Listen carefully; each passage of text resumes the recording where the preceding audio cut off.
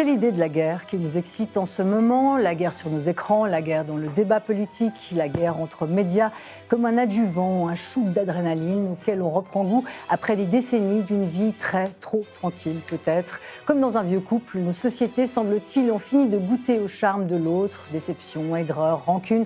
Tout est bon pour détester celle ou celui qu'on avait tant chéri et combattre au final l'ennui peut-être. Est-on seulement programmé pour le calme et la sérénité?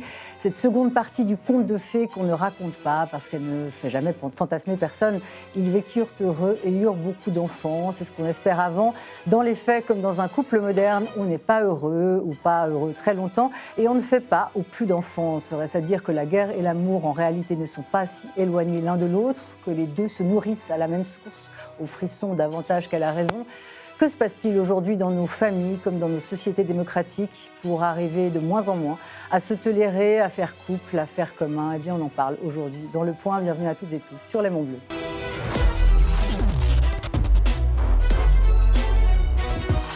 Et bienvenue à toutes et tous sur ce plateau de Pâques. C'est la circonstance parfaite pour parler amour et guerre. Et guerre, oui. Mais amour d'abord. Luc Ferry, merci beaucoup d'être parmi nous. Non, merci à vous. Voyage express, vous avez froid? Oui, j'ai toujours froid, mais bon, ça va passer. Ça va passer. On va s'animer. On va se réchauffer. Voyage express de Paris pour nous présenter votre dernier livre, à paraître le 10 avril prochain, sauf erreur. Ne vous mariez jamais. Votre épouse, depuis combien de temps appréciera? Ça dépend laquelle. Je me suis marié 3 fois. La dernière. Non, mais il y a un sous-titre, c'est quand même vraiment point d'interrogation. Voilà, c'est ce que je voulais dire, pour adoucir. À ma femme la permission de mettre ce titre, mais avec un sous-titre. Parce que c'est un livre sur ce qu'on appelle la révolution de la courtoisie, 12e, 13e siècle. Et dans cette philosophie courtoise, comme on peut l'appeler, c'est vraiment une philosophie. L'amour-passion ne peut être que hors mariage et adultère, le modèle étant Tristan et Iseux. Voilà. Et donc, ça rejaillit avec la période moderne, avec l'invention au XXe siècle du mariage d'amour dans la vieille Europe. C'est un livre effectivement brillant, d'une très grande intelligence et érudition. Un parcours passionnel à travers nos fantasmes mis en scène par la littérature et les contes, par la religion un peu aussi. Oui. Et c'est vrai que ça touche à l'interrogation qu'on a tous. Comment faire mariage, comment faire couple sur la longue durée, comment concilier ça avec l'amour-passion. Et donc ça trouvera un très grand écho. Il faut absolument courir acheter ce livre. D'ailleurs, c'est un livre qui fait écho aussi à votre famille au pluriel, je vous aime, qui était paru en 2007 chez IXO, totalement en écho d'ailleurs avec mon édito, Politique et vie privée de l'âge de la mondialisation, qui questionne évidemment pour tout un chacun ce que sont nos absolus, nos désirs d'absolu et nos afflictions et nos affections qui vont souvent de pair. En amour, coach en amour aussi, Caroline Acosta, bienvenue. Merci. Vous êtes, vous, pasteur bien connu, pasteur à Carouge, également podcasteuse, très célèbre, très suivie. On voit votre un de vos derniers podcasts qui, justement, parlait de sexualité et d'amour dans la religion. Et évidemment, c'est une très, très grande question pour Dieu aussi que d'organiser la sexualité et l'amour et la fidélité de ses ouailles. Vous avez également un dernier podcast avec Christine Pedotti sur la sexualité dans l'Église, justement, catholique. Alexandre Chevalier, bienvenue. Merci, bonsoir. Vous êtes là en tant que conservateur, vice-président de l'UDC Genève, mais aussi en tant que témoin, vous, justement, d'un couple qui dure. Vous êtes en couple avec Walt, on peut le saluer. Walt, depuis 21 ans, est marié depuis 17 ans, vraiment une preuve de longévité ahurissante, et qu'on questionnera d'ailleurs aussi. Y a-t-il des couples qui sont plus solides? Est-ce que les couples homosexuels, notamment, sont plus solides aujourd'hui que les couples hétérosexuels? Qu'est-ce qui fait, justement, qu'on tient dans un mariage ou pas? Philippe Val, vous êtes très, très connaisseur en mariage aussi. Oui, pas mal. De longue durée. Et donc, éditorialiste, évidemment, ancien directeur de Charlie Hebdo et de France Inter. Alors, Pâques oblige, encore une fois, toutes les émissions tournent autour de la guerre aujourd'hui. La guerre est partout, la guerre est interne à nos États, le conflit politique est extrêmement violent, le conflit entre médias, les réels conflits de guerre sont extrêmement violents. Pâques oblige, on va d'ailleurs donc à Jérusalem, où c'était le patriarche de Jérusalem, a fini par aller Zabala, qui a fini par aller au Saint-Sépulcre. Et après avoir été interdit, justement, ce qui a fait couler beaucoup d'encre, Emmanuel Macron, interdit par Israël, justement, d'accéder au Saint-Sépulcre. Benjamin Netanyahou a fait marche arrière, sous la pression notamment de Giorgia Meloni et d'Emmanuel Macron. Est-ce qu'on assiste de nouveau à un divorce, un embrasement d'une nouvelle guerre des religions qui s'est nouée, là, justement, à Jérusalem, à Pâques? Pas du tout.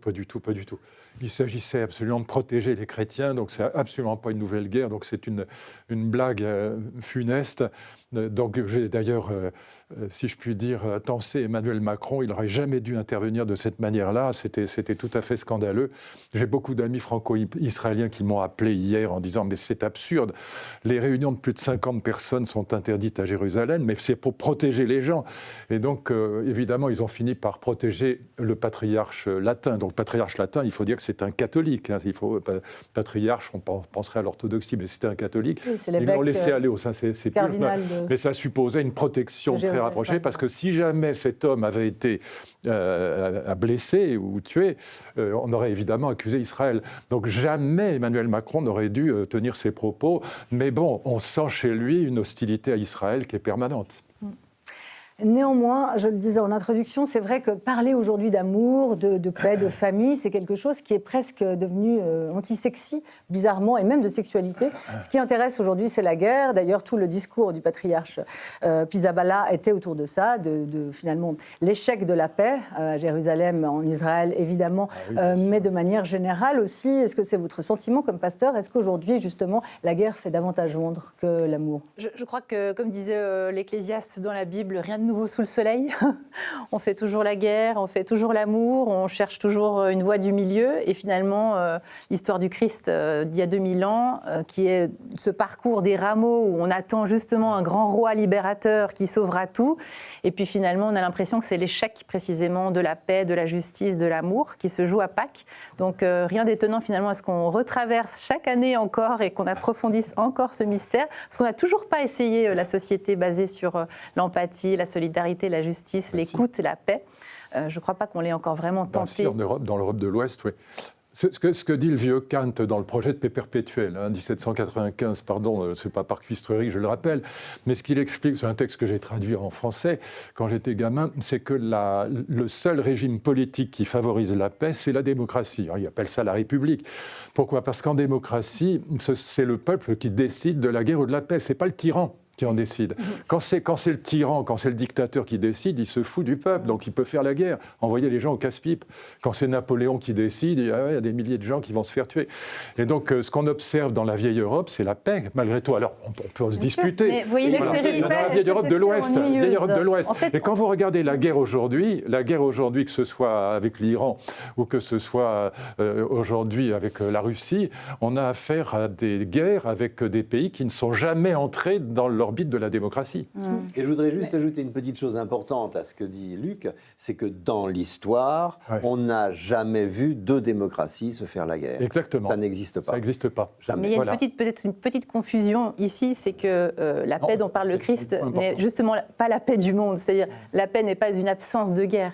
C'est une paix beaucoup plus profonde, en fait, dont parle le Christ, qui est une paix qui en fait englobe l'être humain dans sa globalité, et donc quelque chose de beaucoup plus profond et de beaucoup plus durable, mais qui n'est peut-être pas accessible ici. On pourrait peut-être juste la goûter. C'est peut-être celle qui nous permet justement de traverser toutes ces crises sans se laisser happer par ces jeux du monde qui probablement existeront toujours en fait dans l'expérience humaine, mais il y a quand même quelque chose à goûter, de quelque chose de plus profond. C'est de ce dont parle Jésus en fait. Il parle d'un royaume qui n'est pas de ce monde précisément, mais qui peut être découvert et vécu ici-bas, en espérant aussi quelque chose de plus réalisé plus tard. Mais je filais la métaphore entre le couple, l'ennui, qui est effectivement peut-être une démocratie vive, et d'ailleurs, vous recherchez à ce point-là effectivement la conflictualité. Est-ce que cette analogie aurait du sens, justement, Alexandre Chevalier? Est-ce que finalement on s'ennuie chez nous, comme dans un couple de longue haleine, et qu'on va chercher le piment dans peut-être le sang, ou dans d'autres formes d'excitation que la banalité de nos quotidiens?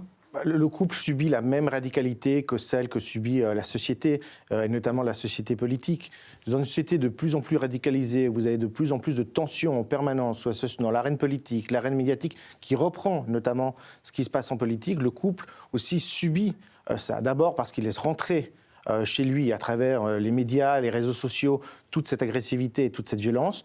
Et donc, elle influe aussi sur la réflexion et sur ce qui fait couple. Lorsque vous ne discutez plus que ce qui se passe à l'extérieur de votre couple, lorsque vous n'êtes plus capable en fait de vous centrer, de trouver, comme disait Carolina, la paix intérieure, qui est un peu cette paix du Christ aussi d'une certaine manière, cette paix et cette bulle au sein du couple, eh bien vous vous laissez submerger par l'extérieur et donc vous vous radicalisez aussi dans vos actions. Ce qui fait tenir, c'est la bulle, c'est-à-dire de continuer à créer une bulle. C'est beaucoup de résilience. Vous me posiez la question pour mon cas. Je pense que c'est beaucoup en fait de laisser passer les choses, de ne pas donner d'importance en fait à un certain nombre d'événements auxquels vous pourriez donner de l'importance, qui seraient source de conflits. C'est de désamorcer en fait les conflits, c'est peut-être d'éviter même de regarder des fois des informations ou trop de tensions externes, c'est de rester léger. On en reparlera avec d'autres séquences tout à l'heure, mais c'est de rester léger sur des choses légères, de parler de choses légères, parce que sinon vous vous laissez entamer et votre relation elle subit forcément le poids extérieur. Mais Luc Ferry, est-ce qu'on ne s'emmerde pas dans la bulle? D'ailleurs, c'est tout l'enjeu de votre livre, hein, de savoir justement si, ce que c'est que l'amour-passion, s'il est fongible dans le mariage, et finalement l'amour-passion qui est souffrance, hein, qui n'est pas vraiment, qui n'est pas nirvana. Mais est-ce qu'aujourd'hui, justement, enfin, et dans le couple aussi, hein, la bulle, quelque part, est trop emmerdante? C'est pas que ce soit emmerdant, c'est pas exactement ça. C'est que l'amour érotique ne supporte pas la présence permanente de l'autre. Au fond, Eros, il a une structure très particulière, c'est qu'il a besoin du manque. Mais c'est comme la nourriture ou l'alimentation ou la soif. Une fois que vous avez bien mangé, vous n'allez pas manger une deuxième fois. Enfin, si, il faut attendre un certain temps. L'amour physique, c'est pareil. Eros a besoin du manque autant que de la présence de l'être aimé. Or, dans le mariage, évidemment, le grand risque, c'est que la présence est permanente d'une certaine manière. L'autre, il est toujours là. Il est là tous les soirs. Il est là en permanence. Bon. Et les seuls couples qui résistent à cette usure d'Eros, si je puis dire, c'est les couples dans lesquels la distance se réintroduit. Le voyage, par exemple, on n'est pas constamment l'un sur l'autre. Et donc, je pourrais vous en donner des exemples. Simplement pour revenir à la brutalité du monde, je veux dire, il faut arrêter ça, parce que, je veux dire, regardons l'histoire. 1914, c'est 20 millions de morts. 1940, c'est 65 millions de morts. La brutalisation, c'est autre chose qu'aujourd'hui. Là, on s'engueule entre eux et les filles en France et je ne sais pas quoi, et Rassemblement national. Mais on ne se tue pas. Et donc, il faut arrêter d'oublier l'histoire. La brutalisation, c'est les années 20, les années 30, c'est pas les années 70, 80, 90. Encore une fois, on s'engueule. La méchanceté humaine, elle reste toujours présente. Elle est toujours là. Mais le propre de la démocratie, c'est de l'avoir malgré tout pacifiée. Voilà. Donc on s'engueule, on est méchant, on dit des saletés les uns sur les autres. Donc, je parle du monde politique et journalistique. Bon. Mais néanmoins, on ne se tue pas, ou très peu, aujourd'hui dans la vieille Europe. Vous ne trouvez pas qu'il y a un petit parfum quand même d'acrimonie dont, tout le monde se repaît aujourd'hui et qui quand même n'est pas tout à fait le même de celui d'il y a 10 ans. Et d'ailleurs, même de parfum aussi d'excitation autour de la guerre. Je pense à des chaînes d'infos qui, effectivement, ont capitalisé aussi sur la guerre. Ce côté-là, excitation, finalement, qu'on n'avait pas il y a 10 ans autour d'enjeux un peu plus de thanatos ou de mort, c'est quand même quelque chose d'un peu neuf dans notre passé récent. La Suisse reste quand même très calme. Mais si vous parlez de la France, le problème de la France, c'est qu'elle est divisée en 6 courants politiques qui se détestent entre eux. Vous avez ce qui reste des gaullistes, ce qui reste du Parti socialiste, vous avez les deux extrêmes, RN et LFI, et puis vous avez les écolos et les centristes. Donc quand un système politique est complètement éclaté en courants qui sont à peu près équivalents et qui ne peuvent pas s'encadrer, évidemment les propos sont méchants. Mais on ne se tue pas, je veux dire, ou très peu, il y a très peu de morts. Et donc, alors que dans les années 30, par exemple, la moindre manifestation était réprimée par la police, il y avait des morts. Il y en avait des morts à chaque fois, mais même en 68 encore, il y a eu des morts, très peu. Voilà, donc je pense que, n'oublions pas, la méchanceté, qu'est-ce que c'est que la méchanceté? Dans la théologie chrétienne, qui m'intéresse toujours beaucoup, bien que je ne sois pas du tout croyant, mais j'ai une passion pour l'évangile de Jean en particulier, pour la théologie chrétienne, et puis pour les luthériens, les grands écrits de Luther, je trouve passionnant. La méchanceté, c'est quoi? C'est pas faire du mal aux autres, c'est prendre le mal comme projet. C'est ça le démoniaque. Et donc ça, seul l'être humain est capable de ça. J'ai un adorable petit chien à la maison, un bébé chien. Vous avez passé au chien. Bon, ben, non, mais Après les chats. il y a zéro méchanceté. Il n'est que gentillesse et que jeu. Je ne vois pas une once de méchanceté. Alors que même chez mes filles que j'adore, dès qu'elles se disputent, je vois la méchanceté revenir. C'est-à-dire, on cherche un mot blessant, on cherche celui qui fera le plus de mal à l'autre, qui sera le plus performant, comme un missile. Voilà. Et donc, le propre de l'être humain, c'est d'être capable, c'est sa liberté, c'est d'être capable de cette méchanceté, c'est de prendre le mal comme projet, donc de dire des mots qui tuent, comme on dit dans la chanson. Et donc ça ne disparaîtra jamais, probablement. Mais le propre de la démocratie, c'est d'avoir régulé ça, de l'avoir organisé de telle manière qu'on ne se tue plus, on s'engueule, on se dit des choses méchantes, mais malgré tout, la paix est là. Enfin, quand même, la Suisse est un pays en paix. Oui, et la France aussi, La France l'Italie aussi, et l'Allemagne aussi. Regardez les rapports franco-allemands. On ne peut pas se contenter de ça, quand même, Pardon ? en fait. C'est très beau ce que vous décrivez, il y a une sorte de progrès, mais on va pas s'arrêter là. Enfin, j'ose espérer, et je pense qu'il y a quand même beaucoup de gens qui espèrent quelque chose. Là. Non, mais justement. Mais mon père s'est dégradé 4 fois des camps nazis, moi pas. Mais d'accord.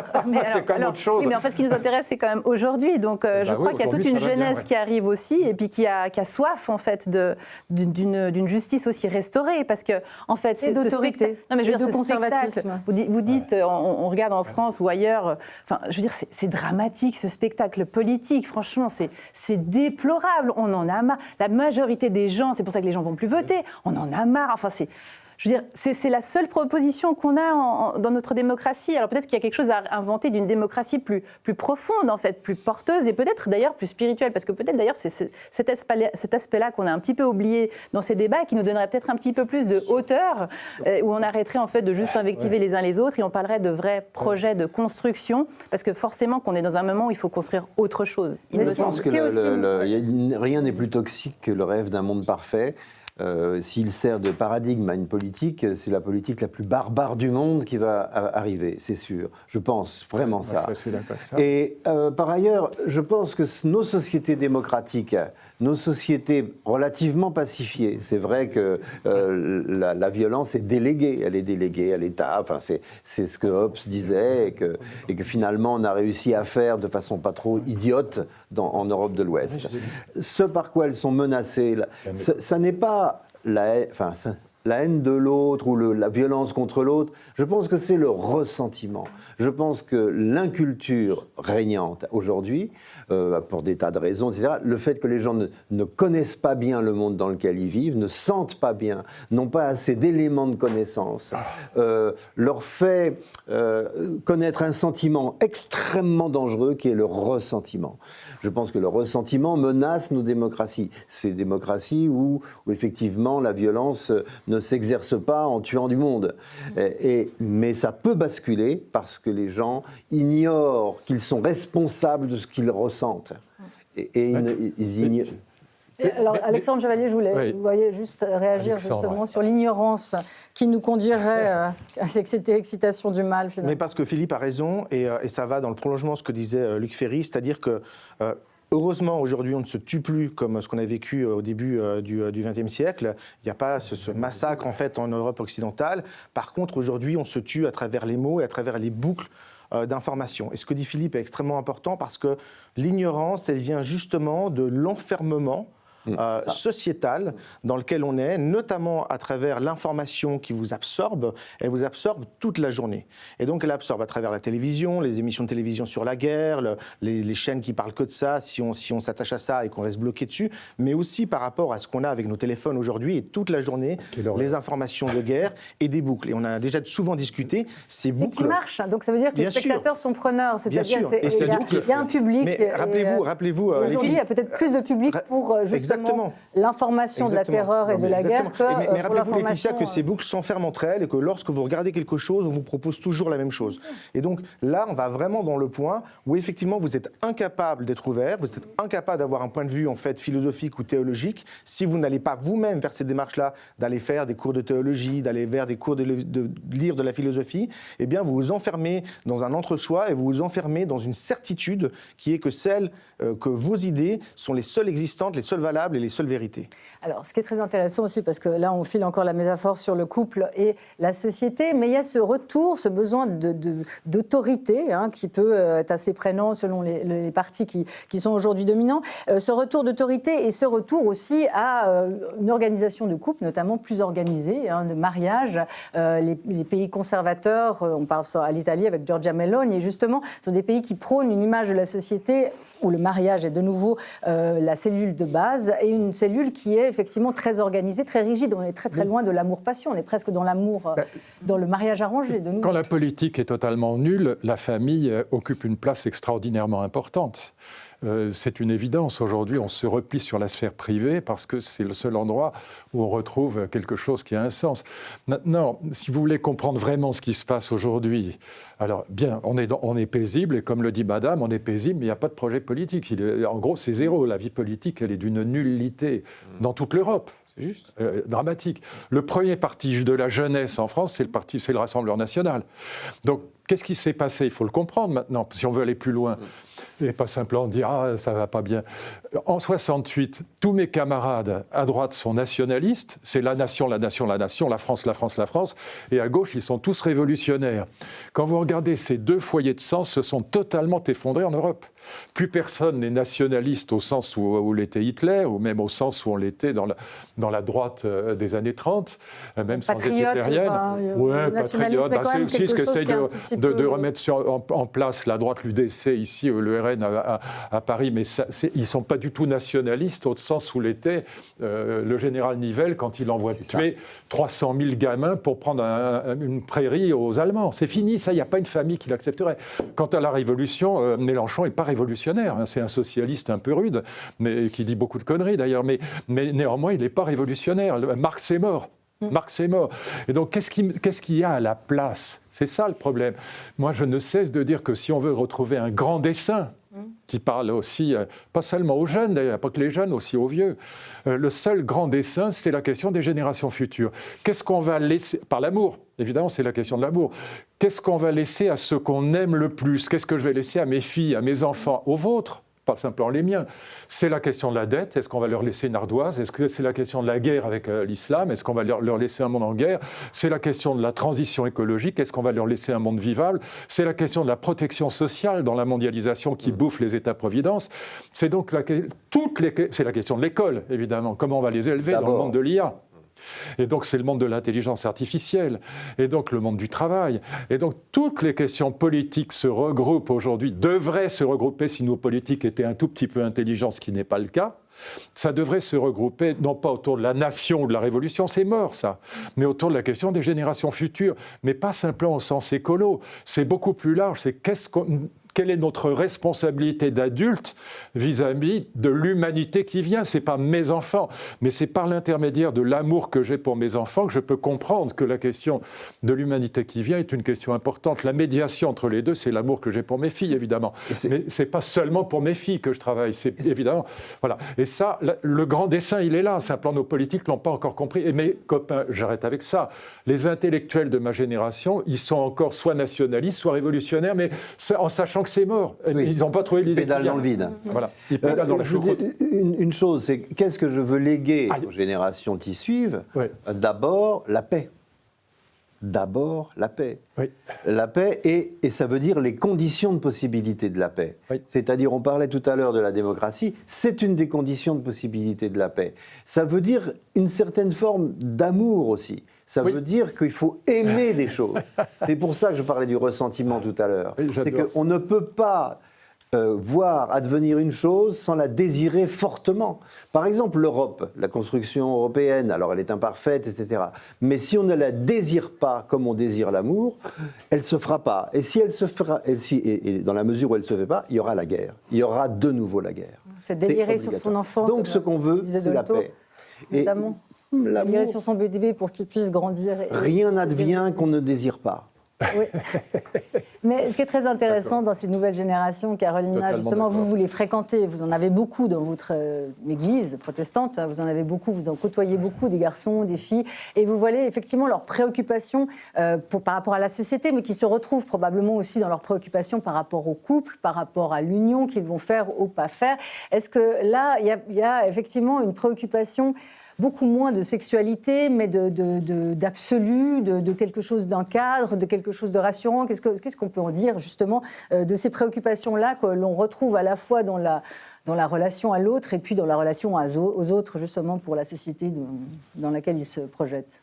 Alors je pense qu'évidemment c'est toujours impossible de catégoriser en disant les jeunes, mais dans celles et ceux que je rencontre, en tout cas, il y a peut-être, vu que l'évangile a été prêché ici par l'amour, peut-être que ce qui compléterait ça, c'est aussi le besoin la soif de justice, au fond. Ce que vous dites, ce ressentiment, en fait, il vient aussi de ces expériences d'injustice auxquelles on n'arrête pas d'assister, en fait, dans notre société.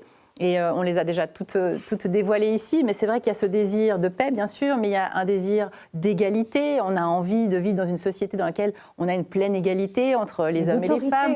D'autorité. Mais je pense que l'autorité... Mais l'autorité, elle vient de la structure de pensée, elle va venir effectivement d'un rêve, d'une société rêvée. Donc c'est ça qui va venir... C'est pas par la force, en fait. La puissance du Christ, d'ailleurs, elle passe jamais par un autoritarisme ou un hyper-contrôle et puis une domination. C'est tout le contraire. Elle passe par un dogme, elle passe par des rituels. Alors, en tout cas, pas dans ma communauté. Catholique. Pas dans ma communauté. C'est sûr que nous, on est exactement à l'opposé. C'est-à-dire que nous, on est dans une horizontalité totalement assumée, dans un désir d'accueil inclusif, etc. Donc, je crois que voilà, il y a cette soif quand même de justice, de protection, parce qu'en fait, on veut aussi protéger les enfants. Enfin, je ne veux pas ramener ce sujet encore, mais c'est quand même incroyable de vivre dans une société dans laquelle les enfants et les femmes sont si peu protégés par les lois, en fait, puisqu'on voit bien tous ces scandales qui n'arrêtent pas de sortir les uns derrière les autres, où il n'y a pas de protection. Donc, en fait, c'est quand même une société dans laquelle les jeunes aussi se sentent peut-être pas de se projeter, d'avoir des enfants, de se projeter, de s'engager, parce qu'il y a tellement d'incertitudes, il y a ce découragement qui vient aussi. Enfin, on entend que les jeunes ne veulent plus faire d'enfants.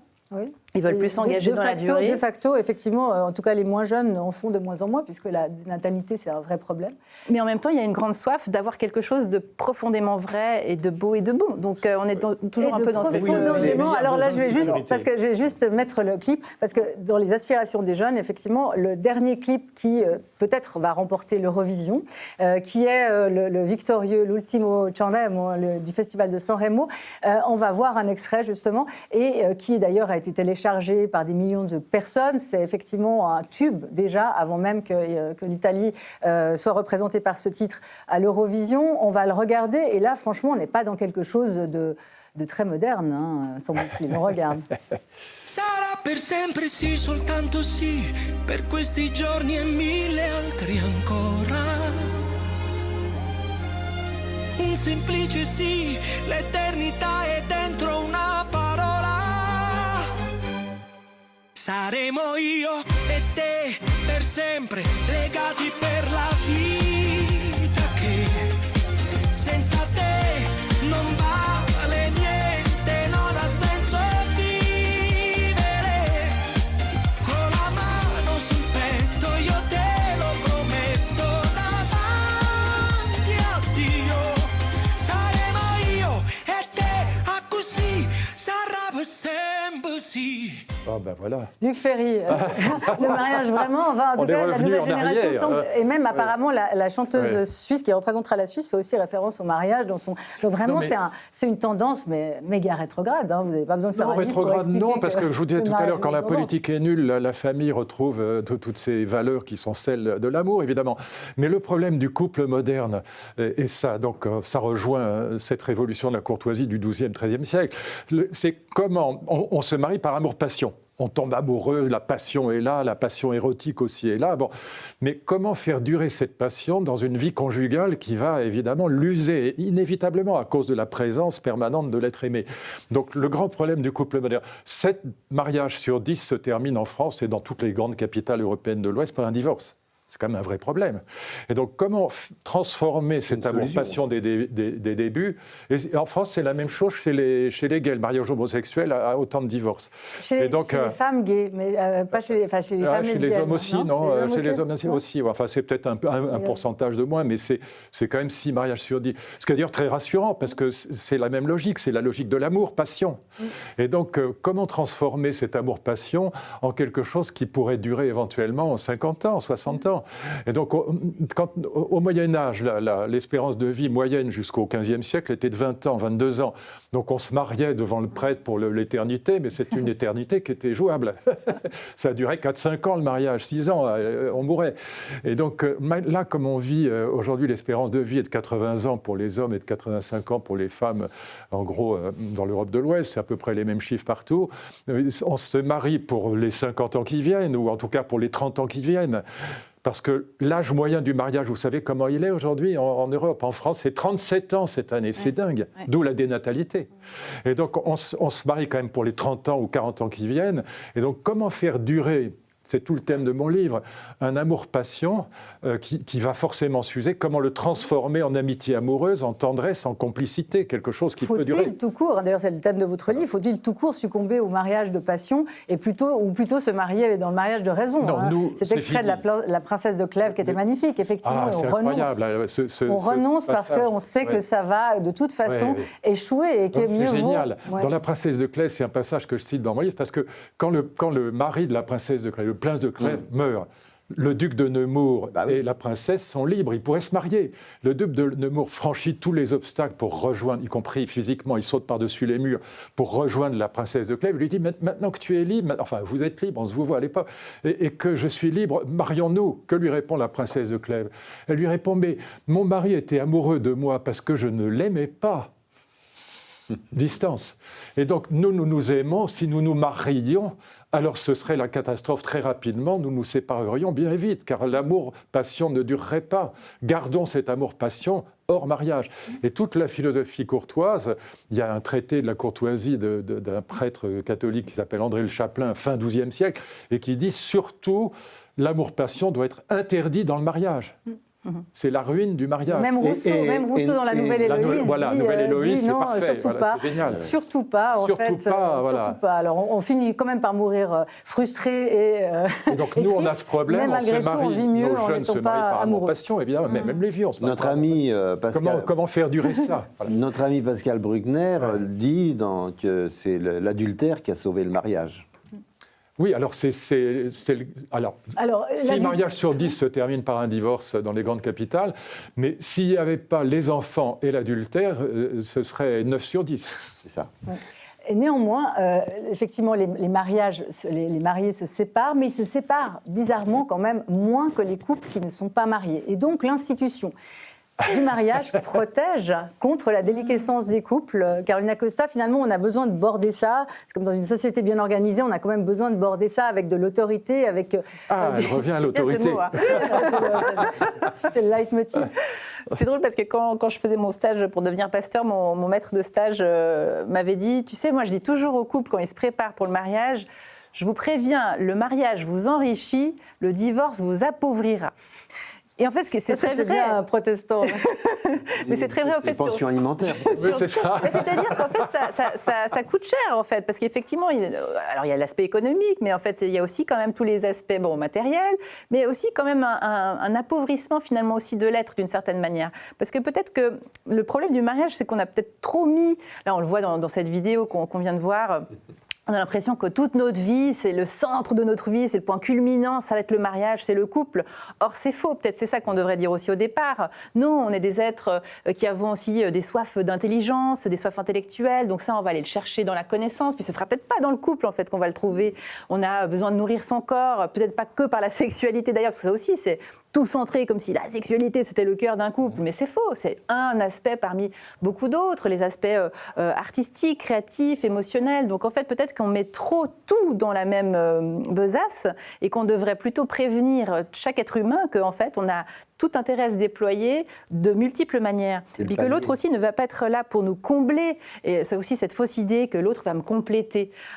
Oui, elle ou il fait tout ce que moi je ne fais pas. Non, en fait, il et elle fait exactement ce que tu dois travailler pour toi t'accomplir. Ça, c'est le malentendu du mariage non arrangé. Parce que dans le mariage arrangé, effectivement, il y a un échange de bons procédés. Et puis, on s'associe finalement pour la bonne cause. Chacun remplit sa tâche. Et finalement, il y a peut-être moins de frustration. L'amour-passion, il n'y a aucune place. Et donc, la jalousie non plus. Et donc, le divorce non plus. C'est Evie Ruggieri qui me racontait cette anecdote dont elle me jure qu'elle est vraie. Je la racontais tout à l'heure à Philippe avant l'émission. C'est un aristocrate, on est au Moyen-Âge, qui rentre un soir après un long voyage et il trouve sa femme agenouillé devant le châtelain d'à côté, en train de pratiquer ce qu'on appelle une bonne manière. Je laisse imaginer de quoi il s'agit. Et donc, le mari, les mains sur les hanches, dit à sa femme, mais enfin, madame, imaginez que ce soit quelqu'un d'autre que moi qui soit rentré dans la pièce. C'eût été très gênant. Voilà. Il n'est pas scandalisé, puisqu'il n'y a pas de jalousie, puisqu'il n'y a pas d'amour-passion. Tandis que nous allons rentrer dans ce registre du mariage fondé sur l'amour-passion, dans lequel la sexualité va occuper au départ une place très importante, et puis peu à peu de moins en moins importante. Soyons clairs, on fait moins l'amour à 75 ans au bout de 40 ans de mariage qu'à 20 ans quand on vient de se marier, c'est la réalité. Et donc le problème de l'usure va devenir le problème numéro 1.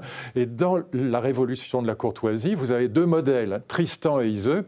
Première version 175, Béroul. Et le deuxième modèle, c'est évidemment Lancelot et Guenièvre. Et tous les deux, écoutez bien ça, parce que c'est très typique, ils trompent quand même le roi, Arthur et le roi Marc, alors qu'ils ont le plus grand respect pour le roi. C'est transgressif et révolutionnaire, l'amour-passion. Donc leur amour-passion est à la fois adultère et il est hors mariage, puisqu'ils ne sont pas mariés.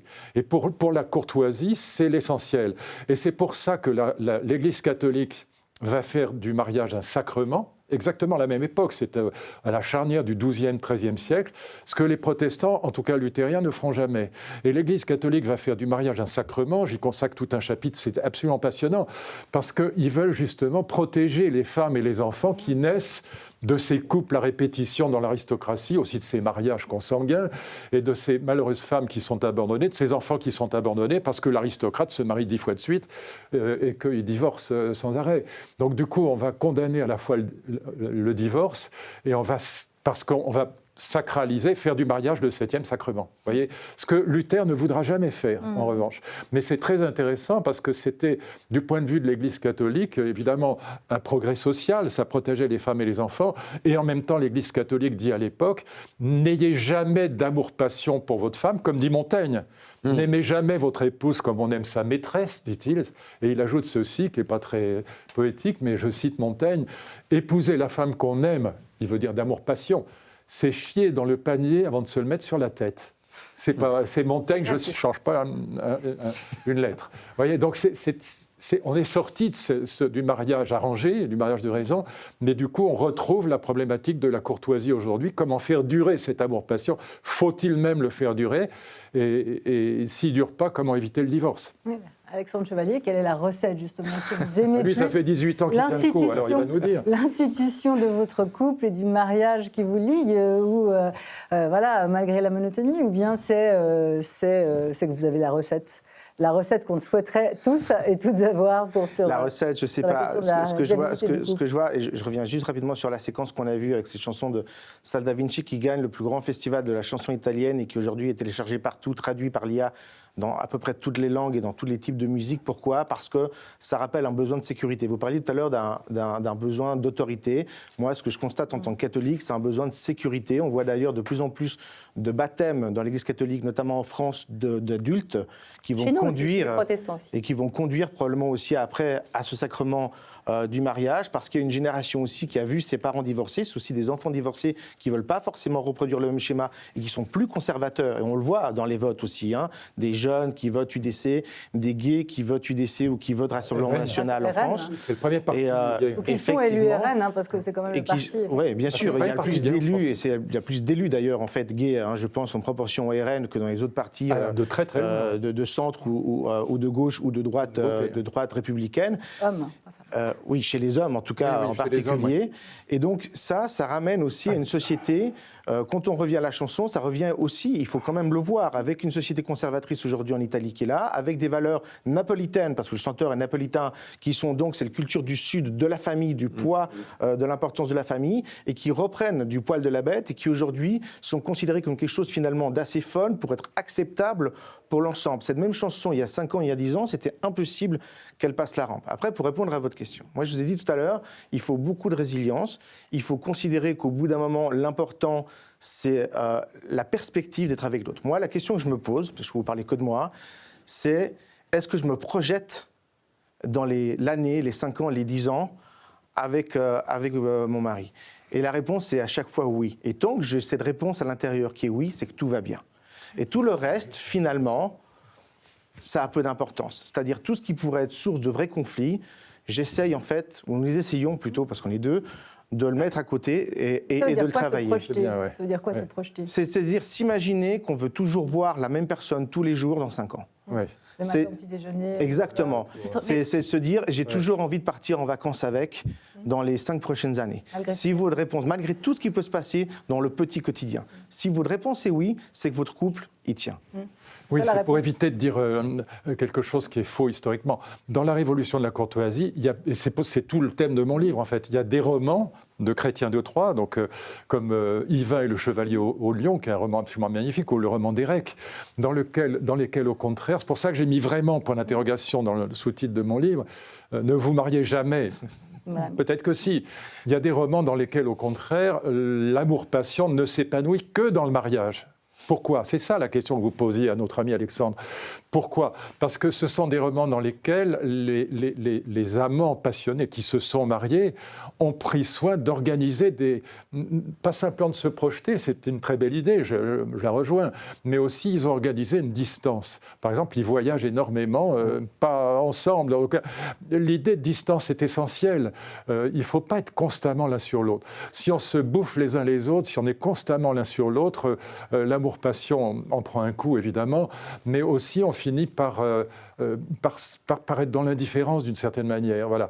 Et donc, voilà, en tout cas, sachez-le, il y a des grands romans courtois, absolument courtois, dans lesquels l'amour-passion n'a pu s'épanouir que dans le mariage. Donc, c'est beaucoup plus compliqué que simplement ce que je vous disais tout à l'heure. Alors, c'est évidemment minoritaire dans la plupart des grands livres courtois, encore une fois, comme Tristan Iseult ou Guenièvre et Lancelot. Encore une fois, l'amour-passion est hors mariage et adultère. Il faut les deux. Mais il y a aussi le contre-exemple, et ça mérite réflexion. Et moi, j'ai des amis qui sont, au fond, des contre-exemples du cas général. Le cas général, c'est que l'amour-passion s'use dans la vie conjugale et qu'il faut trouver autre chose et que ça explique les divorces. Et comme le disait d'ailleurs Philippe, s'il n'y avait pas l'adultère, permet de tenir plus longtemps. C'est ça. C'est pas la meilleure raison. Hein. Non. Philippe, je vous donne la parole, Carolina, mais Philippe, vous qui, justement, vous avez fait exploser tous les cadres, vous êtes de cette génération de mai 68, justement, qui avait tout déstructuré. Est-ce que ce retour aux valeurs, et puis dans votre cas personnel aussi, qu'est-ce qui fait que, justement, on arrive à labourer le même sillon tous les jours pendant tant d'années et que ça ne Quelle drôle d'image. J'aime bien, c'est mon côté paysan. Elle est audacieuse. Audacieuse. Mon cas personnel est tellement banal que voilà, et peut-être que c'est pas banal puisque ça tient, donc c'est pas banal de tenir aujourd'hui. C'est un cas commun, je pense que Freud le dit bien, on a besoin de changement, de diversité, d'inattendu, d'imprévu, et il arrive que dans certains couples que j'ai observés, d'amis, il y ait de l'imprévisibilité suffisamment entre eux pour que ça marche. Et j'ai l'exemple d'un couple d'amis qui se sont demandés en mariage tous les 10 ans. Tous les 10 ans, ils se sont reposé la question de « est-ce que tu veux me prendre voilà, pour ce que je suis pour quelques années encore ?» Et ça a fonctionné, mais le fait est, ce sont toujours des personnes qui ont des activités très différentes, qui sont très prises par une passion, une passion de l'écriture ou d'autre chose, ou une passion intellectuelle, ou une passion... voilà. C'est souvent des objets d'intérêt qui ne sont pas toujours convergents, et il faut pourtant des convergences. Oui, mais pas que. Parce que c'est difficile d'être, par exemple, d'être libéral, quelqu'un profondément libéral et démocrate avec quelqu'un qui est léfiste et trotskiste. C'est vraiment très, très difficile, parce que tout de suite, il va y avoir des choses... Par exemple, vous voyez, il y a des choses qui vont être rédhibitoires. Vous ne pouvez pas être avec quelqu'un qui est antisémite, par exemple. Vous voyez, il y a des choses comme ça qui peuvent... sûr, mais il faut des différences, avec des limites, mais il faut des différences. Il faut des différences de point de vue, des différences de passion, et il faut respecter... Alors moi, je ne sais pas, je n'ai pas de recette, même pour ce qui me concerne, il faut respecter... presque la vie privée de l'autre. L'autre a des secrets, on a tous des secrets. Il faut, même si c'est des secrets dérisoires, il faut respecter quelque chose qu'on ne comprend pas chez l'autre. Il faut accepter un mystère chez l'autre de bon cœur, ce qui n'est pas évident. Accepter de bon C'est cœur. peut-être aussi cette distance Oui, dont c'est la parlait justement Luc distance, oui. Ferry, en fait. C'est Elle ça, peut être exactement, vécue ouais. effectivement de plusieurs manières. Ou pas, Caroline Exactement, Acosta, justement, parce que c'est... Alors, voilà, on a deux exemples distance, de la c'est distance. ça. Mais Le moi, mystère, j'ai beaucoup d'exemples de couples, notamment de couples d'après-guerre, qui sont fusionnels. C'est des perruches. Ils font tout quasiment ensemble et ils n'ont quasiment aucune distance. Enfin, on a des amis en commun, d'ailleurs, qui n'ont aucune distance. C'est des vieux, non? Moyennement vieux, mais enfin, qui ont quand même quelque chose à nous enseigner. Moi, je me suis- voilà, et justement, ce c'est vrai travail, qu'on a, ce travail des amis qui sont Laetitia et passionnés, moi, voilà. qui vivent Fusionnels. un amour-passion Un depuis amour-passion. très longtemps. Ils écrivent ensemble, ils vivent ensemble, et voilà, ils font tout ensemble, tout ensemble. Et ils sont toujours deux individualités, mais ils sont effectivement un modèle de couple Ils sont en plus parfait. charmants. vraiment. Parfait, charmant. Oui. C'est pas le Ils cas sont pas du général, tout, mais- ils se déteignent pas défavorablement l'un sur l'autre. C'est pas le cas général. Mais Non, c'est un cas vraiment Alors, nous, particulier. c'est comme dans la littérature courtoise, il y a le contre-exemple de ces deux romans, toujours mais de ces tout. deux romans par rapport à 50 autres. Et ce qui est très intéressant, moi je termine mon livre avec l'histoire de Tinder. Enfin, voilà. Et là où ils se trompent chez Tinder, et ça rejoint ce que vous disiez tous les deux. Et tous les trois, en fait, c'est qu'ils ne procèdent que sur le matching, comme on dit en bon français. Voilà, alors qu'il ferait mieux d'avoir des algorithmes du non-matching. Parce que il faut, voilà, s'il n'y a que le matching, ça ne marche jamais. Si vous vous mariez ou si vous vivez avec quelqu'un qui est totalement en phase avec vous, fusionnel, etc., c'est pas possible. Sauf chez les très vieux, très croyants. Bon. Mais sinon, chez les jeunes, ça ne marchera jamais. Non. Et donc, moi, je me dispute avec ma femme, on se dispute 20 fois par jour. Voilà, et c'est alors, et là où évidemment Philippe a raison, malgré tout sur le plan politique et moral, on est globalement d'accord. Voilà. Bon, je défends quand même la guerre en Iran parce que je pense que tout ce qui affaiblit le régime des mollahs me fait plaisir. Elle déteste tellement Trump qu'elle trouve que je déconne. Bon, Oui, mais c'est pas grave. rédhibitoire. Mais je pourrais pas vivre avec une antisémite évidemment, Voilà, c'est ça. ou une raciste, c'est impossible. Mais Carolina, justement, vous qui conseillez des couples qui sont en devenir ou qui sont justement dans des états de crise, est-ce qu'il n'y a pas aussi un apprentissage à laquelle notre éducation aujourd'hui ne nous conduit plus? On est très individualiste, on est très tout de suite toïste. Et puis, effectivement, je citais des générations d'après-guerre pour qui le bonheur dans le couple ne se discute pas. Et voilà, il y a eu aussi peut-être une plus grande tolérance à la frustration, une plus grande tolérance aussi aux défauts des autres, et puis un travail du quotidien qui est plus supportable. Est-ce que ça, c'est un constat que vous faites avec les jeunes ou avec les couples que vous accompagnez? J'ai l'impression qu'il y a une dimension qu'on peut-être on explore peu. En fait, on a l'impression de l'exercer. On parlait de conversation, on discute beaucoup ensemble. Et parfois, on discute tellement qu'on oublie de s'écouter. Je suis quand même fascinée. Chaque fois que je rencontre des couples, je l'ai encore vécu dimanche avec un Joli comme couple. phrase, j'adore, je vous la piquerai celle-là.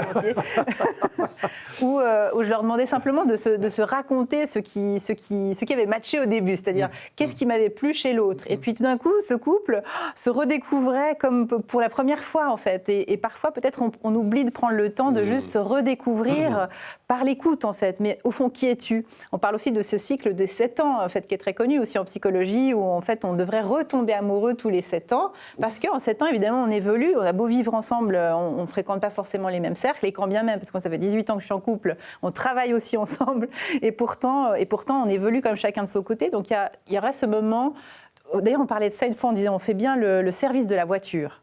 Alors, faut qu'on la passe au garage de temps en temps. Mais en fait, on devrait faire pareil pour le couple. On devrait avoir des rendez-vous, peut-être c'est les 10 ans. Moi, j'ai aussi fait ça avec mon mari. Tous les 10 ans, on s'est pris un moment, on va voir une thérapeute, on refait un petit bilan, un petit point d'où on en est en fait. Vous n'allez pas voir une pasteur, vous allez voir une thérapeute. Oui, mais c'est une thérapie imago d'ailleurs, relationnelle, si jamais. Après avoir labouré le sillon, c'est ça que tu veux dire. Parce que sinon, il n'y a pas. En fait, on a la distance, puisque on en parlait tout à l'heure. Oui, cette la usure, distance elle est vient. vitale, ouais. Sauf qu'en fait, on se dit que c'est notre ennemi, alors qu'en fait, on pourrait la transformer et en faire ami. notre allié. Mais bien Voilà. sûr, c'est Et un donc, moi, je suis quand même fascinée par le fait que. Moi, je me vois vieillir avec mon homme moi, souvent, je me suis dit, c'est pas forcément que je me dis où on sera dans 20 ans, mais je me dis toujours, quand je vais mourir, quand je vais vraiment être pas bien, j'aimerais vraiment que ce soit lui qui soit là. Et pourquoi? C'est aussi, alors on n'a pas parlé de ça, mais je crois que c'est un ingrédient fondamental dans les couples, c'est l'humour. Parce que l'humour, c'est peut-être un des outils qui nous permet d'avoir ce recul sur soi, de ne pas trop se prendre au sérieux et de pouvoir décapsuler des choses. C'est un monsieur qui avait passé 50 ans avec sa femme qui m'avait dit « Trouve quelqu'un qui te fera rire. » Parce que ça prend pas de ride. Plus que pleurer. Ouais. Oui. Alexandre Chevalier, l'autre paradoxe, effectivement, c'est qu'on traverse une période où les gens couchent de moins en moins. On le voit aussi dans des jeunes générations. Ils ont bien tort. Le sexe qui est libéralisé. On peut coucher avec qui on veut dans nos sociétés. Tout est permis, si on veut, quel que soit le sexe et quel que soit le type de rapport, pour peu qu'on soit majeur. Mais c'est permis et ça ne se pratique plus. Et le paradoxe, et on retombe un peu sur notre début, sur la guerre, c'est qu'effectivement, notamment, il y a eu cet exemple en Israël avec les bombardements de ces applications d'où sont peut-être en train de naître des bébés, enfin, vont naître des bébés parce que les gens rebaisent quelque part quand il y a la guerre. Enfin, et ce besoin, finalement, de conditions particulières ou plutôt qui brisent l'ennui et qui rend les choses plus vitales peut-être. Est-ce que c'est quelque chose aussi qu'on a un peu perdu dans des sociétés qui se sont un peu trop installées dans leur confort? Alors, moi, je viens d'une communauté, en tout cas à mon époque, dans laquelle d'abord, en fait, il y avait le sexe et puis après, vous vous présentiez. Donc, c'était même du sexe clairement anonyme. Et puis après, bonjour, je m'appelle Alexandre. Donc ça, moi, j'ai cette génération qui a vécu comme ça une partie de sa jeunesse dans des milieux gays. Et c'est vrai que ça pousse d'autant plus, je pense, à vouloir s'installer, à vouloir durer, parce que les relations sont très éphémères. En réalité, parce qu'elles sont très sexuelles, très passionnelles, très éphémères. Et au moment où il y a l'envie, l'installation, l'envie d'un partenariat, d'un pax ou d'un mariage, c'est quelque chose qui est déjà réfléchi. Et vous le faites déjà dans un moment où vous n'avez pas forcément quelque chose encore à prouver ou à vous prouver à vous-même, notamment sur l'aspect de votre vie sexuelle. Et donc, ça fait aussi en sorte qu'à un moment donné, alors pas pour tout le monde, mais que ça fait en sorte que ces couples tiennent parce qu'ils savent d'où ils viennent. Il y a aussi eu un combat politique, il ne faut pas l'oublier. Il y a un combat politique de ma génération qui était le droit, en fait, à l'intégration, le droit, à quelque part, à l'indifférence. Et pas aujourd'hui, avec tout ce qui s'est passé depuis le wokisme, aux petites médailles, et simplement, en fait, à s'autonomiser, à s'atomiser même, à être tellement, en fait, unique soi-même qu'on oublie la notion de couple et la notion, finalement, d'être ensemble. Nous, on s'est quand même beaucoup battu dans cette génération pour avoir les mêmes droits que les autres. C'est-à-dire pouvoir se marier, avoir les mêmes droits, les mêmes devoirs, et donc d'une forme d'intégration. Et cette lutte, elle a été tellement dure, tellement difficile, qu'aujourd'hui, évidemment, ceux qui s'engagent dans ces relations de couple, eh bien, ils veulent préserver ce qu'ils ont acquis. Et donc, ils ne voient pas forcément le divorce comme une facilité ou comme quelque chose qui vient comme naturel ou qui serait un non-échec. Je pense qu'on a encore, parce qu'on a tous retard, évidemment, d'avoir le droit au mariage, on voit encore le mariage, en tout cas pour ma part, c'est mon côté conservateur, comme un acquis, comme quelque chose que je veux préserver et que je veux me battre pour conserver et ne pas perdre, parce que j'ai vu trop de gens autour de moi en fait se quitter, divorcer, et des fois, de mon point de vue, pour des choses qui sont entre guillemets, comme on dit, deal breakers, qui valent pas. C'est-à-dire que dans les couples hétérosexuels, il y a quand même beaucoup en fait de ruptures qui sont liées aux infidélités, bien évidemment, à aller voir ailleurs. Je pense qu'il y a une marge de tolérance quand même, en tout cas dans les couples d'hommes, plus forte là-dessus, à dépasser ces moments-là, même s'ils ne sont pas agréables, ils sont difficiles comme pour tout couple, parce que tout ne se base pas là-dessus, parce que le rapport à la sexualité est extrêmement différent, historiquement, au rapport à la sexualité des couples hétérosexuels. Désirer le couple, Luc Ferry, c'est effectivement peut-être désirer le couple qui, malgré les obstacles, ou le mettre comme outil de désir, comme condition pour justement faire couple. C'est de toute façon ce que vous allez lire dans l'ouvrage de Luc Ferry qu'il faut absolument lire. Un ouvrage. Vous êtes. Ne vous mariez jamais. Vraiment. C'est à sortir, c'est à paraître le 10 avril prochain. Très joli cadeau de Pâques parce que ça interroge effectivement toutes nos obsessions, toutes nos angoisses, toutes nos aspirations aussi. Et surtout en cette semaine de Pâques, voilà, articulée autour de la famille. Merci aussi Caroline Costa. On vous retrouve évidemment en podcast sur toutes ces interrogations-là également. Merci Alexandre Chevalier de nous avoir rejoints pour ce témoignage. Merci Philippe Val également aussi de votre témoignage personnel, presque personnel. Et merci à Laetitia. Et joyeuse Pâques à toutes et tous. Et Pessard aussi, bientôt. Et Pessard aussi. Et voilà, cette émission, je la dédie à mon oncle, Charles, qui pour la première fois ne sera pas au rendez-vous ce soir derrière son écran. Il fut ma racine, celle qui ne se voit pas, mais qui m'a tenue debout, dirais-je, avec l'aide de Victor Hugo. Et donc, je vous encourage aussi de retrouver Le Point en podcast sur toutes les bonnes applications de podcast où l'on est aujourd'hui. Et ça marche très, très bien. Continuez à nous écouter, continuez à nous regarder aussi en replay sur YouTube et sur le replay de L'Aimant Bleu. On vous souhaite d'excellentes fêtes et on vous remercie beaucoup de votre confiance. Bonne soirée à toutes et tous.